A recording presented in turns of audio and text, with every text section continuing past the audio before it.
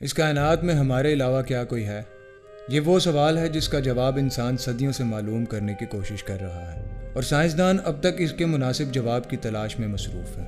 لیکن اب ایک چیز جان لیں، اگر اسپیس میں کوئی مخلوق ہے تو اس بات کا قوی امکان ہے کہ وہ سازگار خطے میں ملے گی۔ سازگار خطہ کسی ستارے کے گرد اس علاقے کو کہا جاتا ہے جہاں نہ بہت گرمی ہو اور نہ بہت ٹھنڈ۔ خلائی مخلوق کی زندگی کے ساتھ ہماری دلچسپی گلیلیو کی نئی دوربین کے بعد شروع ہوئی، جس سے ہمیں 17ویں صدی کے آغاز میں آسمانوں میں دیکھنے کی سہولت ملی۔ شروع میں چاند پر نظر آنے والے دھبوں کو سمندر سمجھا گیا اور یہ خیال کیا جاتا رہا کہ شاید ان میں جاندار پائے جاتے ہیں، لیکن اب ہم یہ جانتے ہیں کہ یہ دھبے سمندر نہیں بلکہ چاند کی سطح پر میٹرائڈز کے ٹکرانے سے وجود میں آنے والے گڑھے ہیں۔ ایسٹرونومی ایکسپرٹ ولیم ہرشل نے 1870 کی دہائی میں کہا تھا کہ سرخ سیارے یعنی مارس پر رہنے والے مریخی باشندے انسانوں کے مقابلے میں طویل ہو سکتے ہیں۔ انہوں نے زیادہ طاقتور دوربینوں کا استعمال کرتے ہوئے مارس کے سائز کے ساتھ ساتھ اس کے موسم اور دنوں کی لمبائی کا اندازہ لگایا۔ ولیم ہرشل کا کہنا ہے کہ مارس ہمارے پلانٹ کے مقابلے میں چھوٹا ہے، چنانچہ اس میں کم گریوٹی ہے، جس کا مطلب کہ مارس کے باسیوں کے قد لمبے ہوں گے۔ مشہور جرمن فلاسفر ایمانوئل کانٹ نے دعویٰ کیا تھا کہ خلائی مخلوق کی ذہانت کا تعلق اس کے سورج سے فاصلے پر منحصر ہے۔ چونکہ مرکری سورج سے قریب ہے اس لیے اس کے باسی احمق، جبکہ سیٹرن کانٹ کے زمانے میں دریافت شدہ سب سے دور پلانٹ ہے، اس کے باشندے انتہائی ذہین ہوں گے۔ اسکاٹ لینڈ کے ایک پادری اور سائنس کے استاد ٹامس ڈیک نے 1848 میں سولر سسٹم کے اندر رہنے والی خلائی مخلوق کی تعداد کا حساب لگانے کی کوشش کی۔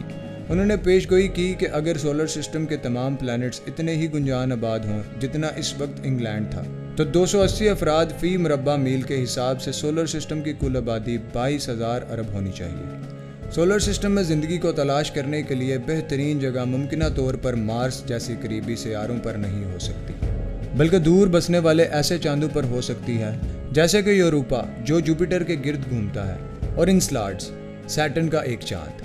ان دونوں چاندوں پر مائع سمندر یعنی لیکوڈ اوشن پایا جاتا ہے۔ ممکنہ طور پر وہاں اندرونی حرارت پیدا کرنے کا کوئی نظام پایا جاتا ہے جس سے یہ سمندر اندر سے مائع یعنی لیکوڈ حالت میں ہے۔ اسپیس ایکسپرٹس کا اندازہ ہے صرف ہماری گلیکسی میں زمین جیسے 40 ارب پلانٹس موجود ہو سکتے ہیں۔ اب تک ان میں سے 3800 کے قریب پلانٹس دریافت کیے جا چکے ہیں۔ تاہم اگر آپ پوری گلیکسی کی پیمائش کریں گے تو اس میں اربوں سال لگ سکتے ہیں۔ بہت سے ماہرین کا خیال ہے کہ اتنی بڑی تعداد میں پائے جانے والے سارے کے سارے پلانٹس بنجر نہیں ہو سکتے اور کہیں نہ کہیں زندگی موجود ہونے کا امکان ہے۔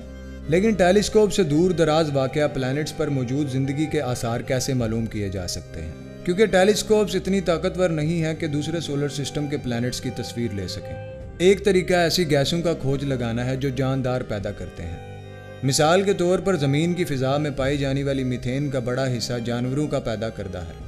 یہ سب کچھ حالیہ لانچ کیے گئے پاورفل ٹیلیسکوپس کے ذریعے دریافت کرنا ممکن ہے۔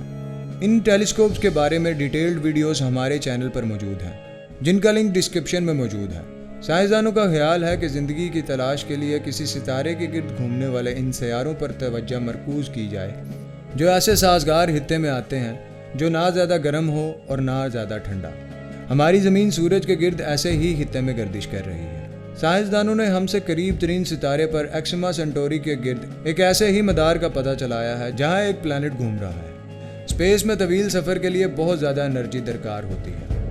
ایک انوکھا منصوبہ سولر سیل یعنی شمسی بادبان والے انجن کا ہے جو سورج سے خارج ہونے والی سولر ہواؤں کے زور پر اسی طرح سے اڑ سکتا ہے جیسے بادبانوں والے بحری جہاز سمندر میں سفر کرتے ہیں۔ ایسے انجن والے جہاز اپنی رفتار بتدریج تیز کرتے رہتے ہیں اور بالآخر سپیڈ آف لائٹ کے 20% تک پہنچ سکتے ہیں۔ شمسی بادبان والے جہاز کو نزدیک ترین سٹار پروکسیما سینٹوری تک پہنچنے تک 20 سال لگیں گے۔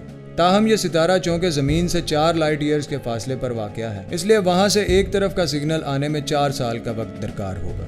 یہ تو عین ممکن ہے کہ یونیورس میں کہیں نہ کہیں زندگی موجود ہو، لیکن اکثر ماہرین کے مطابق یہ زندگی بہت ابتدائی اور سادہ شکل میں ہوگی، جیسے زمین پر جراثیم وغیرہ۔